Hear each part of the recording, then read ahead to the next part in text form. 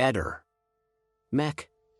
Pallister. Se c'è chi è tornato a farsi la propria vita, c'è anche chi non riesce a stare lontano dal cimitero di Trieste e a tenere certi tristi conti. Oggi sono 23 mesi, 101 martiri, 695 giorni senza Lilly.